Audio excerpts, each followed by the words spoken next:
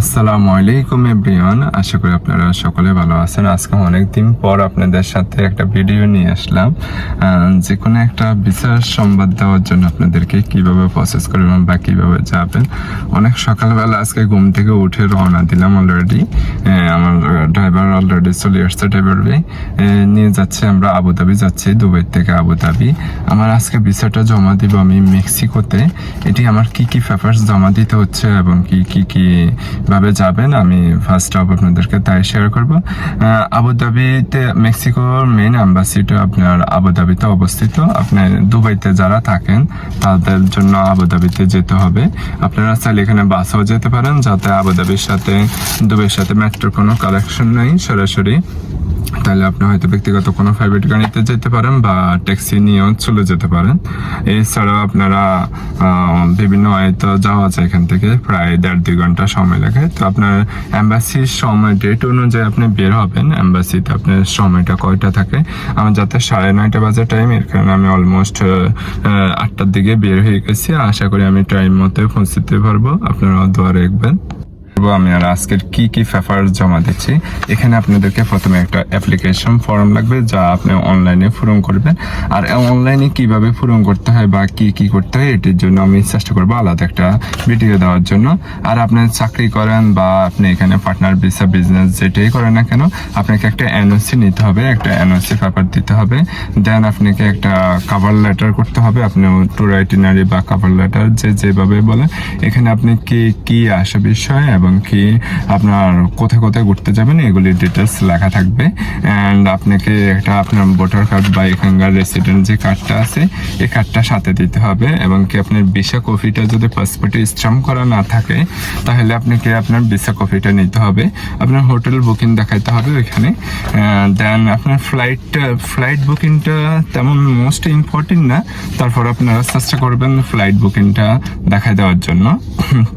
তারপর আপনার এখানে আপনার লাইসেন্স কপি, আপনি যদি জব করেন তো আপনার এনওসি হয়ে যাচ্ছে, তাহলে আলাদা লাইসেন্স কপি প্রয়োজনে, যাতে আমরা বিজনেস করি এখানে আমাদের আলাদা একটা লাইসেন্স কপি আছে, আমার ওই লাইসেন্স কপিটা লাগবে।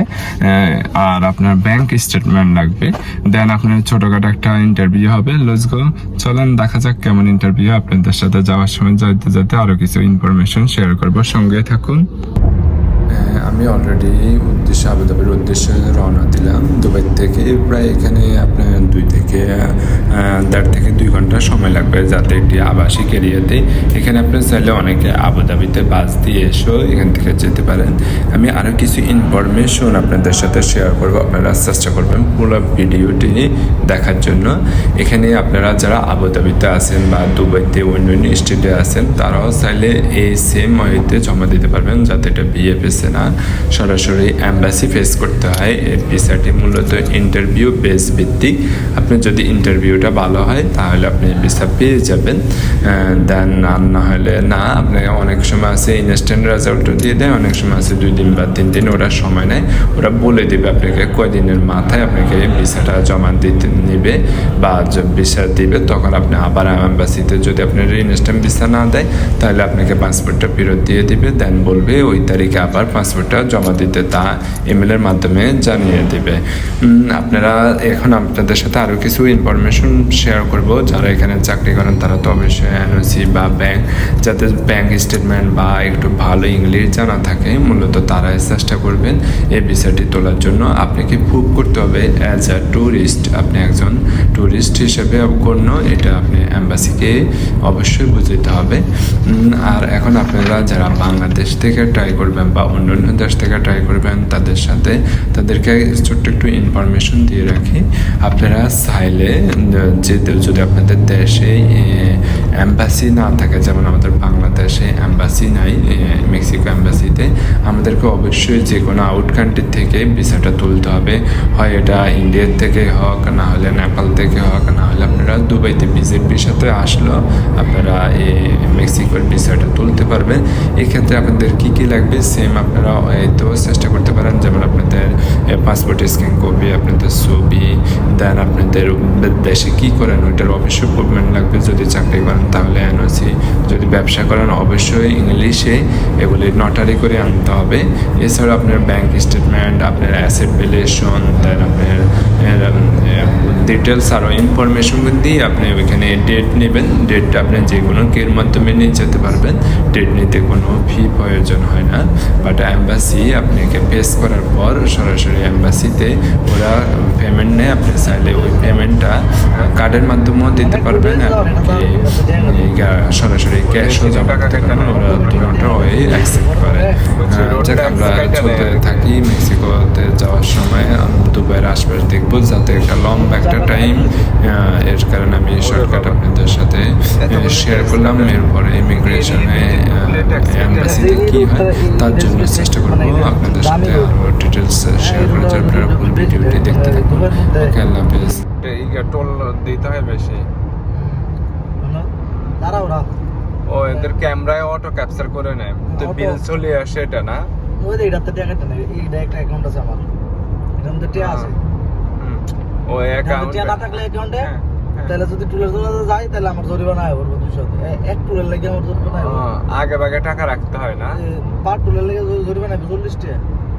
তাহলে আমার যে 5টা টুলের যে কত টাকা হবে? তো অনেক টাকা বাড়া খাইছে। টাকা বলছি তো সুন্দর সিস্টেম।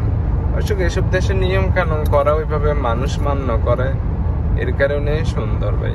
নিয়ম কানুন যদি না বাংলাদেশে টুল দাও, আমরা আমি টুল দাও ব্রিজে। ওই ফার্ম জমিনার সাইড দিয়ে যাচ্ছি আমরা না?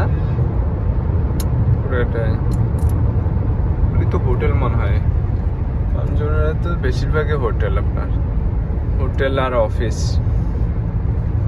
এটা মেরিনা সাইড, মেরিনা মেরিনা বে মেরিনা সাইড, মেরিনা সাইড ওই হোটেলে আর সামনে বুরজারা ফালায় আছে। এটা গাড়ি কত কিলোমিটারে চলে এখন? হ্যাঁ, কত ইয়েতে চলতেছে? 120-এ। ওই হিসেবে তো বোঝা যায় না এত স্পিডতে গাড়ির। গাড়ি রুট রুট বাড়লে টান বোঝা না? এই রোডে টান বোঝা গেলে ওই 250 টান লাগবে, 250 টান। ও টান উপরে উঠলে মানে 12 কিলো, মানে ঘন্টায় 200 কিলোমিটার উঠাতে হবে। 1 ঘন্টা 200 কিলোমিটার যাবো, এটা 200 টান উঠতে হবে। আসলে দুবাইতে প্রচণ্ড খরচ। এটা যারা দুবাইতে থাকেন তারা বুঝবেন একটা ট্যাক্সিতে কি পরিমাণ খরচ আসে, বা এখানকার ট্যাক্সির ড্রাইভিং লাইসেন্স নিলে বা কেমন খরচ আসে। ওই অভিজ্ঞতাটাই বাইর থেকে নিচ্ছিলাম। উনি খুব সুন্দরভাবে বুঝিয়ে দিচ্ছে এখান থেকে স্পিড কতটুকু 19-20 হলে এটি রিপোর্ট আসে। দেশ হয়ে যাবে আস্তে আস্তে, ঠিক হয়ে যাবে। আমাদের মন মানসিকতাও চেঞ্জ করতে হবে, সরকারও চেঞ্জ করতে হবে। আস্তে আস্তে ঠিক আছে। এক আস্তে সরকারের দ্বারা হবে না, সব আমাদেরকে আগে আসতে হবে।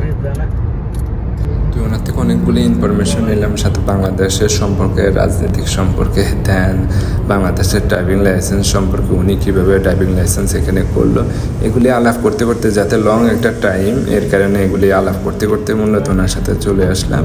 আমরা অলরেডি চলে আসলাম, প্রায় আমাদের 1 ঘন্টা 40 মিনিট থেকে 50 মিনিটের মতো সময় লাগছে। আমরা অলরেডি আবুধাবির ভিতরে প্রবেশ করলাম। এখন দেখেন আবুধাবি তো আরও খুব কড়াকড়ি রেস্ট্রিকশন এরিয়া, দুবাই থেকেও আমি মনে করি এখানকার আইন আরও বেশি করা। তো এগুলি একটু আমাদের দেশে গুলশান বনানী যেরকম অ্যাম্বাসি এরিয়া, আবুধাবিতেও দেখবেন এখানে অ্যাম্বাসি এরিয়াটা, এটাই দেখেন এখানে বিভিন্ন দেশের ফ্ল্যাগ বা বিভিন্ন অ্যাম্বাসি দেখা যাচ্ছে মূলত এখানে। যাক, আমিও প্রায় চলে আসছি, আমার মেক্সিকো অ্যাম্বাসি প্রায় কাছে। যে আমার গাড়ি এখন এখানে পার্কিং রেখে তারপর আমি ভিতরে যাব। এখানে সুন্দর একটা সিস্টেম হলো, আপনি যাক আমি এখানে অলরেডি গাড়ি পার্কিংটা রেখে এখানে বাইরে কলিং বেল আছে, ওইটাতে আপনি চাপ দিলে ওরা ভিতর থেকে রেসপন্স করবে আপনি কী জন্য আসছেন বা কী বিষয়, ভিসার টাইম কখন। আমি অলরেডি জমা দিয়ে বের হয়ে চলে আসছি, গাড়ি দুটি কথা বলতেছি। যাক আলহামদুলিল্লাহ, অলরেডি মেক্সিকো ভিসাটা জমা দিয়ে আসছি। এখানে এটা জমা দেওয়ার পর আপনার আগে রেজাল্টটা জানাই দিত, সাথে সাথে আপনাকে স্টাম্পিং করে দিত ভিসা। এখন ওরা আপনার 3 ডে থেকে 5 ডে ওয়ার্কিং সময় নেয়, তারপর ওরা রেজাল্টটা জানে, আপনাকে একটা স্লিপ দিয়ে দেবে। ওই স্লিপে আপনি দেখতে পারবেন ওইখানে ওয়েবসাইট আছে, ওইখানে আপনি স্লিপটা ফটো তুলে যখন ওদেরকে সেন্ড করবেন তারপর ওরা আপনাকে রেজাল্ট দিয়ে দেবে। এরপর আপনি আইসা ভিসা স্টাম্পিং করে নিতে পারবেন। আর যদি আপনার ভিসা না হয় তখন ওইটা রিজেক্টেড ওইখানে দেখা দেবে। যাক আলহামদুলিল্লাহ, খুব স্মুথলিভাবে আমার ইন্টারভিউটা তো এখানে প্রথমত আমাকে কি জিজ্ঞাসা করছে আপনাদের সাথে একটু ছোট করে শেয়ার করব, যাতে ভিডিওটা অলরেডি অনেকটুকু বড় হয়ে গেছে আর বড় করতে চাচ্ছি না। এখানে প্রথমত আপনাকে ইংলিশে ইন্টারভিউটা দিতে হবে, যাতে আমি অন্য কান্ট্রি বা যদি আরবি ভালো পারি আরবি তো আমি দিতে পারবো, বাট আমি ইংলিশে দিয়েছি। আমাকে প্রথমে জিজ্ঞাসা করছে আমি কবে যাব, কোথায় যাব, এগুলি জিজ্ঞাসা করলো। দেন ওইখানে কিছু প্লেসের নাম বলতে বললো, কোন জায়গাগুলি ঘুরবো এগুলি বললাম, কখন রিটার্ন করব ওগুলি জিজ্ঞাসা করলো। দেন আমি ব্যাক করব কবে, দেন আমার এখানে লাইসেন্স দিয়ে আমি যাতে এখানে বিজনেস করি আমার বিজনেস ইজ ইনক্লুডেড কিছু কোশ্চেন জিজ্ঞাসা করলো, যেমন আমার এখানে লোকাল কার সাথে কেমন বিজনেস বা আমার কোনো পার্টনার আছে কি না, বা আমার ট্রেড লাইসেন্সটা কবে করা, ট্রেড লাইসেন্সে কী কোম্পানির নাম, কোম্পানির কাজটা কি, এগুলো আনুষঙ্গিক কিছু কোশ্চেন আপনাকে জিজ্ঞাসা করে। এখন যদি আপনি কনফিডেন্সলি উত্তর দিতে পারেন তাহলে আপনাকে হয়তো দিয়ে দিবে, বা অনেক সময় আছে সাথে সাথে দিয়ে দেয়, বা অনেকের আছে ওনারা একটু বিবেচনা করার জন্য সময় নেয় 1-2 দিন বা 5 দিন। আমাকে অলরেডি বলছে আপনার 5 দিন পর রেজাল্ট নিয়ে যাবেন, বা আপনি ইমেল করবেন, ইমেলে যদি আপনাকে ভিসা দেয় তাহলে আপনাকে বলে দেবে পাসপোর্টটা জমা দেওয়ার জন্য। দেন আমি 5 দিনের জন্য অপেক্ষা করি, দেখি আমার ভিসাটা আর কী হয়।